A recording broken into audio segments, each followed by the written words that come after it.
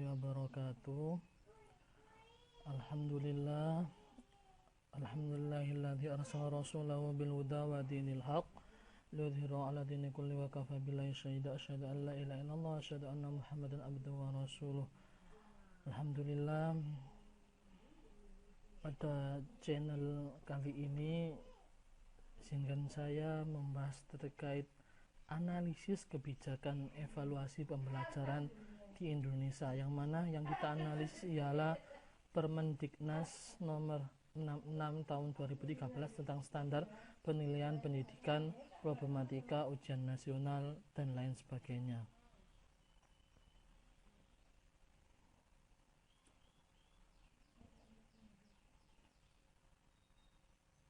Permendiknas nomor 66 tahun 2013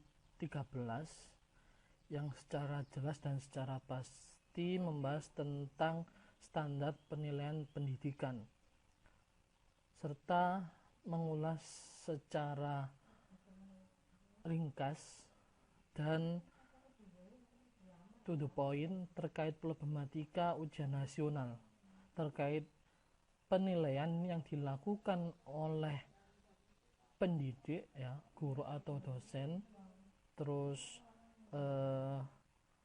satuan pendidikan, lembaga swasta maupun negeri, juga pemerintah. Permendiknas nomor 66 tahun 2013 ini ditetapkan pada 4 Juni 2013 ya, oleh Mendikbud saat itu ialah Muhammad Nuh, dan Permendiknas nomor 66 tahun 2013 ini mencabut Permendiknas Menteri yang sebelumnya ya, yaitu nomor 20 tahun 2007 tentang standar penilaian pendidikan. Jadi ada revisi perubahan. Jadi Permendiknas nomor 20 tahun 2007 tentang standar penilaian pendidikan dinyatakan tidak berlaku lagi dan diganti oleh Permendiknas nomor 66 tahun 2013 ini. Lanjut.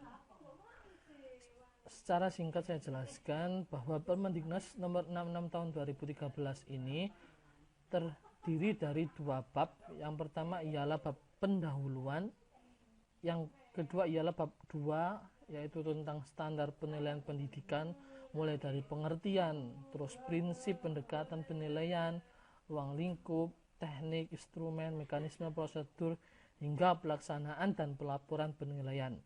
Yang pertama yaitu pendahuluan, sangat jelas sekali dalam Permendiknas nomor 66 tahun 2013 ini tentang standar penilaian pendidikan mengacu kepada Undang-Undang nomor 20 tahun 2003 tentang Sisdiknas ya, Sistem Pendidikan Nasional, pasal 1 dan angka 1, yang isinya ialah bahwa pendidikan adalah usaha sadar dan terencana untuk mewujudkan suasana belajar dan proses belajar agar peserta didik aktif ya, mengembangkan potensi dirinya untuk memiliki kekuatan spiritual keagamaan. Yang pertama, pendalian diri, kepribadian, kecerdasan, akhlak mulia, serta keterampilan yang diperlukan ya dirinya baik dalam masyarakat maupun dalam berbangsa dan bernegara. Itu ya, dalam pendahuluan dijelaskan. Lanjut pada bab kedua tentang standar penilaian pendidikan. Di situ dalam Permendiknas dijelaskan bahwa standar penilaian pendidikan adalah kriteria mengenai mekanisme, prosedur, dan instrumen penilaian hasil belajar peserta didik. Ya. Dalam pengertian ini Permendiknas nomor 66 tahun 2013 ini menjelaskan bagaimana uraian ya pelaksanaan penilaian pendidikan di Indonesia. Nah, ini secara gamblangnya ya, bahwa penilaian pendidikan sebagai proses pengumpulan dan pengolahan informasi untuk mengukur lah. Penilaian merupakan alat ukur ya, untuk mengukur pencapaian hasil belajar peserta didik. Mencakup apa saja? Yang pertama ialah penilaian autentik ya. Kita jelas autentik, yang mana memulai dari input, proses, dan output. Jadi anak didiknya pertama awalnya bagaimana? Pertama nggak bisa baca, terus karena proses perlahan-lahan diajari sabar, sehingga ketika keluar dari lembaga itu atau satuan pendidikan itu tadi menjadi bisa membaca. Penilaian secara otentik. Terus yang kedua ialah penilaian diri di sini ya. Terus penilaian berbasis portofolio. Terus ada ulangan, yang mana ulangan ialah alat untuk mengukur pencapaian kompetensi. Jadi kompetensi yang diukur secara berkelanjutan. Jadi ulangan tidak sekali ya. Ada ulangan harian untuk satu tema ya. Terus kalau ulangan tengah semester untuk 8 atau 9 minggu ya dalam kegiatan pembelajaran. Ulangan akhir semester untuk akhir ya, untuk akhir kelas ya, akhir kelas itu di setiap semesternya, semester genap maupun ganjil ya. Terus juga ada ujian tingkat kompetensi atau dalam Permendiknas ini disebut UTK ya. UTK juga kegiatan pengukuran yang dilakukan oleh satuan pendidikan, jadi bukan guru ya, satuan pendidikan untuk mengetahui pencapaian tingkat kompetensi. Cakupan UTK ini melingkupi kompetensi dasar dan hubungannya dengan kompetensi inti pada tingkat kompetensi tersebut.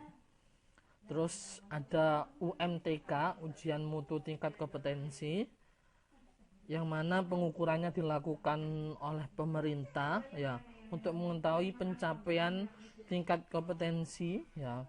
Terus ada juga ujian nasional UN yang dilakukan juga pemerintah ya, dalam menilai pencapaian dilaksanakan secara nasional, pemerintah yang menilai.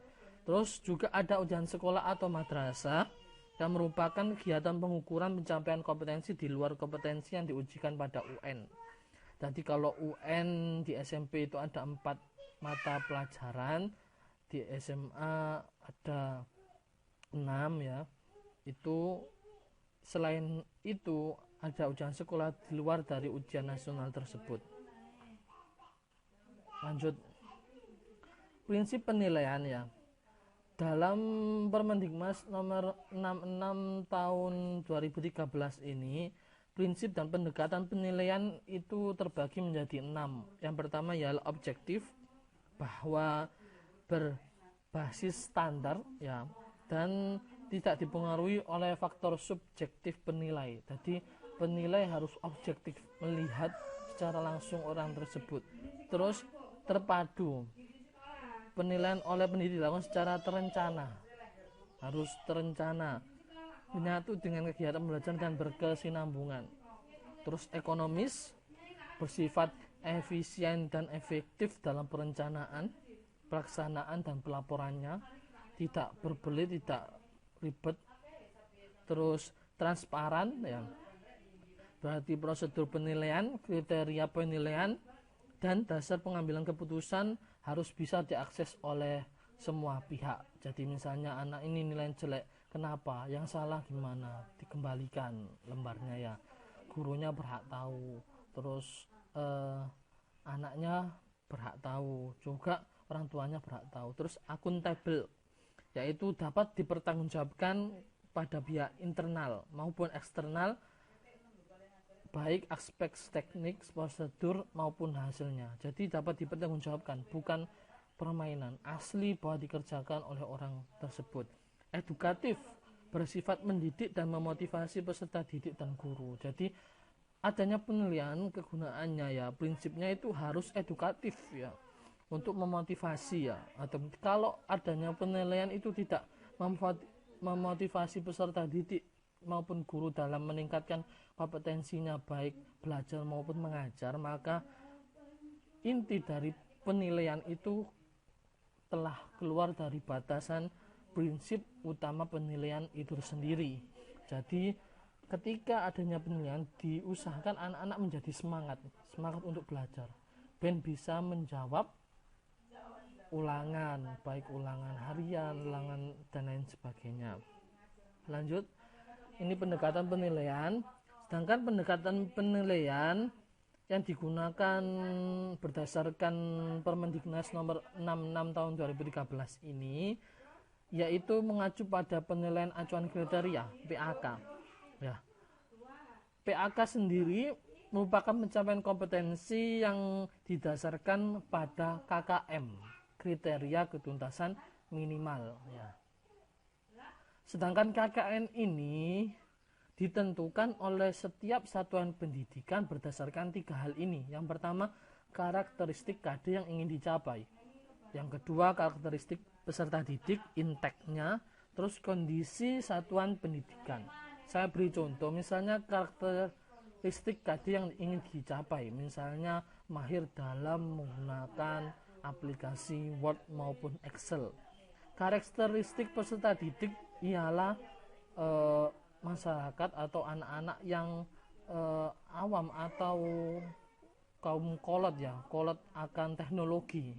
Jadi mereka tidak mengerti teknologi, dan kondisi satuan pun sama, tidak ada fasilitas yang mendukung dalam mencapai pembelajaran TIK tadi. Misalnya untuk mencapai tadi yang Word, untuk mengetahui atau mencapai tentang mengaplikasikan maupun memahami tentang penggunaan aplikasi Microsoft Word, tapi tidak ada komputer di lembaga itu, dan anak-anaknya juga tidak ada yang mempunyai laptop, terus inteknya pengetahuan tentang teknologi kurang, maka KKM terkait tema yang TIK ini atau Microsoft Word ini akan menjadi bawah.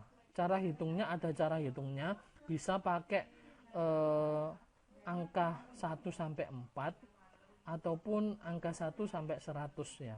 Jadi tinggal ditambah lalu dibagi, misalnya karakteristik KD nilainya 70, karakteristik peserta didik nilainya 78, kondisi 80, maka ditambah terus dibagi 3. Untuk penggunaan 1, 2 maupun sampai 4 itu ada cara tersendiri. Silakan dicari pada materi selanjutnya ya. Terus lanjut, ruang lingkup teknik dan instrumen penilaian. Berdasarkan Permendiknas nomor 66 tahun 2013 ini dijelaskan bahwa teknik maupun instrumen penilaian ya terkait juga ruang lingkup itu dibagi menjadi 3, yaitu penilaian kompetensi sikap atau afektif, terus penilaian kompetensi pengetahuan kognitif, juga penilaian kompetensi keterampilan atau psikomotorik. Lah, antara 3 ini dijabarkan juga dalam Permendikbud apa saja yang bisa digunakan untuk menilai masing-masing 3 hal ini. Yang pertama, untuk afektif bisa menggunakan observasi ya, pemantauan secara langsung menggunakan indera anaknya baik atau tidak ya. Penilaian diri, centang-centang, misalnya apakah kamu selalu 5 waktu, anaknya mencentang iya tidak, bisa ya. Terus penilaian antar peserta didik atau penilaian teman sejawat, bisa temannya menilai wah anak ini baik, anak ini juga kurang baik. Terus juga jurnal atau catatan pendidik di dalam maupun di luar kelas, mencatat wah anak ini terlambat jam segini, anak ini membangkang, anak ini, dan lain sebagainya. Terus juga penilaian kompetensi pengetahuan di sini dibagi menjadi 3 dalam Permendikbud nomor 66 tahun 2013, yaitu tes tulis, tes lisan, penugasan. Juga penilaian kompetensi keterampilan psikomotor ada 3, tes praktik ya, praktek langsung lapangan, misalnya praktek sholat, tata cara sholat langsung dia sholat dilihat oleh gurunya. Juga proyek, tugas-tugas belajar, misalnya meliput orang, narasumber, wawancara, terus dilaporkan baik lisan maupun catatan dan lain sebagainya. Juga penilaian portofolio, yaitu mengumpulkan kumpulan seluruh karya, bisa membuat karya ilmiah remaja, karya ilmiah sains, sosial, dan lain sebagainya.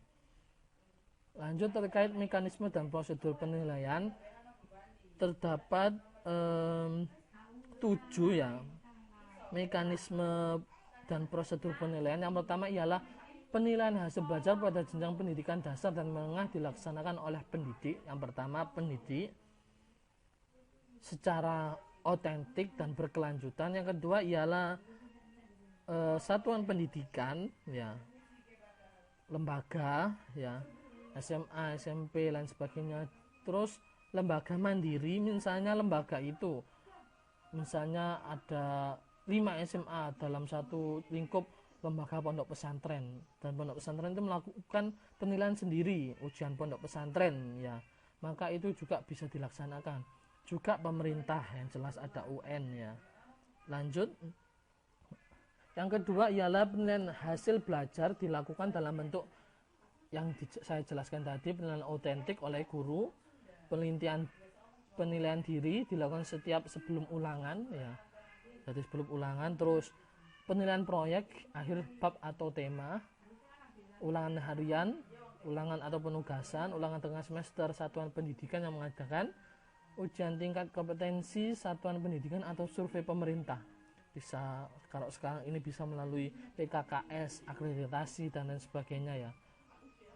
Sekarang ada model juga Sispena ya, jadi mengupload semua data tanpa perlu ada asesor yang datang langsung ke sekolah, tetapi sekolah itu cukup mengupload data-data yang diperlukan dalam survei yang dilakukan pemerintah. Ada beberapa indikator yang jelas yang saya ketahui sementara ada 4 ya, indikator terkait akreditasi dan PKKS dan sebagainya yang sangat disingkat saat ini, karena sebelumnya ialah terkait penilaian atau survei pemerintah mengakomodasi atau menilai berdasarkan 8 SNP, standar nasional pendidikan itu ya, mulai dari standar isi, standar proses, standar penilaian, standar lain sebagainya ya, keuangan dan lain sebagainya. Terus ujian nasional pemerintahan sebagai UU. Jadi dalam ujian sekolah ya itu sesuai dengan peraturan undang-undang di provinsi maupun daerah tersebut ya. Terus juga ujian nasional itu juga berdasarkan peraturan perundang-undangan ya.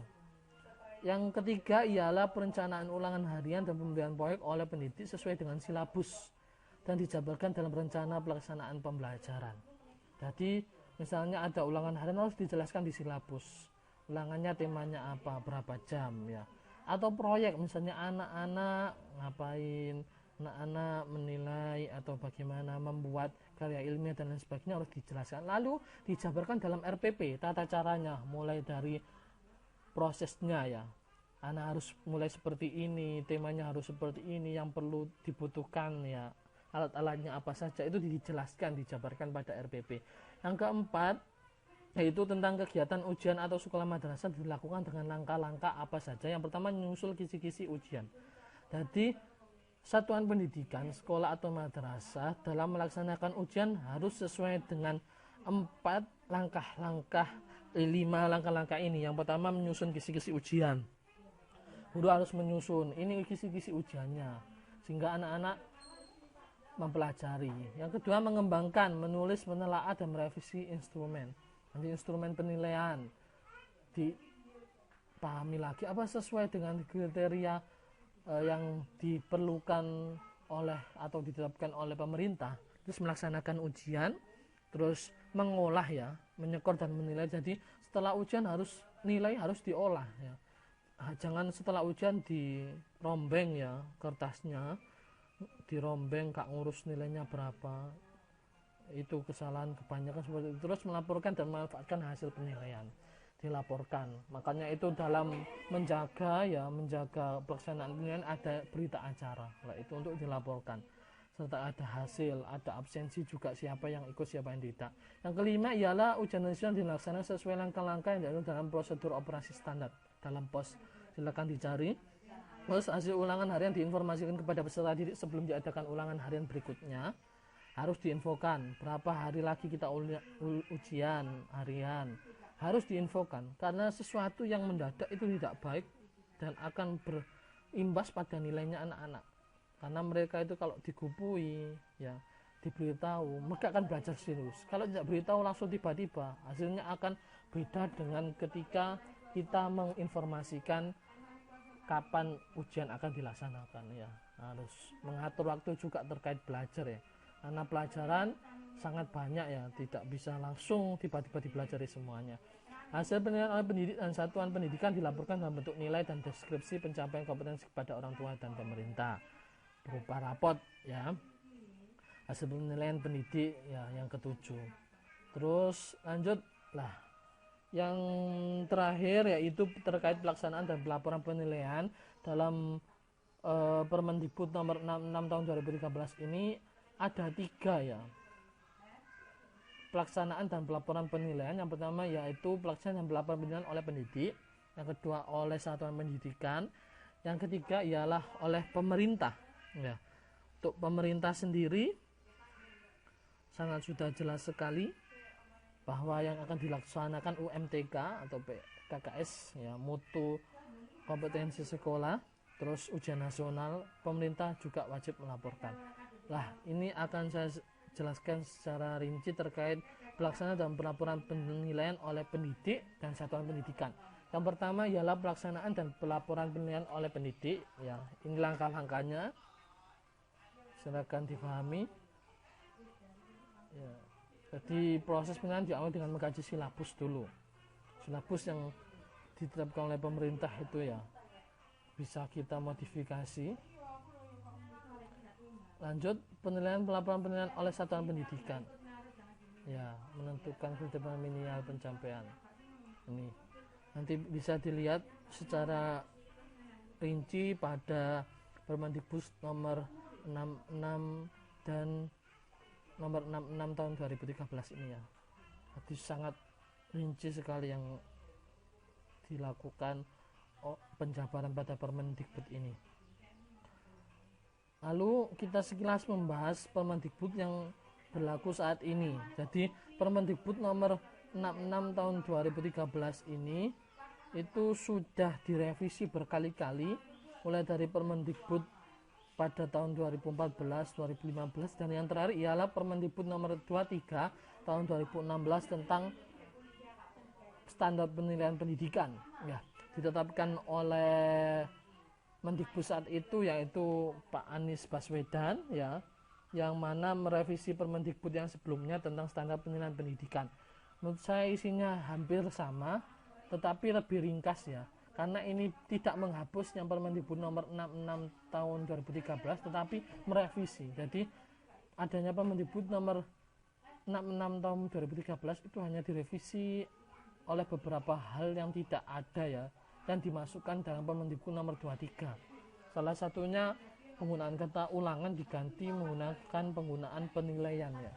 Jadi penilaian harian, penilaian tengah semester, penilaian akhir semester ya.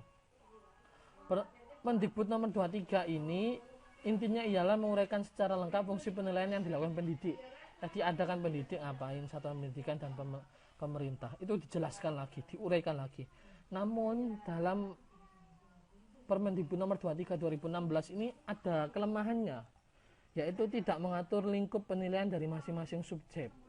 Jadi pendidik itu menilai dari mana saja ya, ruang lingkupnya. Sedangkan pada Permendikbud nomor 66 tahun 2013 itu sangat rinci sekali. Pendidik menilai apa saja, ulangan harian, apa saja tadi ujian kompetensi dan lain sebagainya ya. Sedangkan Permendikbud nomor 23 dan 16 ini tidak dijelaskan secara rinci terkait ruang lingkup penilaian dari pendidik, satuan pendidikan dan pemerintah. Dalam Permendikbud nomor 23 2016 ini ada 3 hal tujuannya, yaitu yang pertama ya untuk menyempurnakan kebijakan tentang sistem penilaian hasil belajar yang terkait Permendikbud yang diterbitkan pada 2014, terus juga menguatkan sistem penilaian hasil belajar ya, dikuatkan lagi adanya Permendikbud selanjutnya. Juga yang ketiga ialah meningkatkan kemampuan guru untuk melakukan penilaian hasil belajar. Jadi di sini guru diobrak-abrik ya bahasanya, diperintahkan untuk melakukan statement-statement atau langkah-langkah dalam penilaian ya kepada peserta didiknya. Itu sedikit dari saya terkait analisis kebijakan evaluasi pembelajaran di Indonesia. Mungkin banyak sekali kurangnya ya. Juga yang terbaru juga dihapuskannya ujian nasional oleh Pak Menteri saat ini, yaitu Pak Mas Menteri Nadiem Makarim itu merupakan hasil dari evaluasi terhadap penilaian pendidikan di Indonesia sendiri, karena sering terjadi kebocoran jawaban dalam ujian nasional, juga adanya kecurangan-kecurangan, sehingga penghapusan ujian nasional juga berkaitan dengan adanya pandemi pada tahun yang lalu tahun yang lalu 2020, sehingga menyebabkan UN dihapuskan. Adanya belajar daring yang menentukan nilai ialah pihak sekolah melalui ujian sekolah. Tetapi tidak bisa dipungkiri ada beberapa provinsi yang masih melakukan ujian khusus provinsinya yang sama hampir seperti UN. Seperti di Jawa Timur ada semacam UHB PHB, penilaian hasil belajar, yang dilakukan oleh Pemprov Jatim secara online melalui server masing-masing sekolah, walaupun dibatasi 50% terus digelombang sampai mulai dari pagi sampai siang secara online Itu juga merupakan adanya indikasi bahwa penghapusan ujian nasional masih menjadi problematika yang serius perlu ditanggapi di Indonesia ini. Kenapa? Karena sekelas pemerintah Provinsi Jatim pun berhasil ibaratnya melobi Kemendikbud Kementerian Pendidikan dan Kebudayaan Pusat, sekarang ditambahi Riset dan Teknologi, untuk melaksanakan PHB di sekolah seluruh Jawa Timur sebagai acuan dalam acuan dalam melihat hasil dari proses pembelajaran berlangsung di tingkat sekolah. Sekian dari saya, kurang lebihnya mohon maaf. Wallahul muwaffiq ila aqwamit thoriq. Wassalamualaikum warahmatullahi wabarakatuh.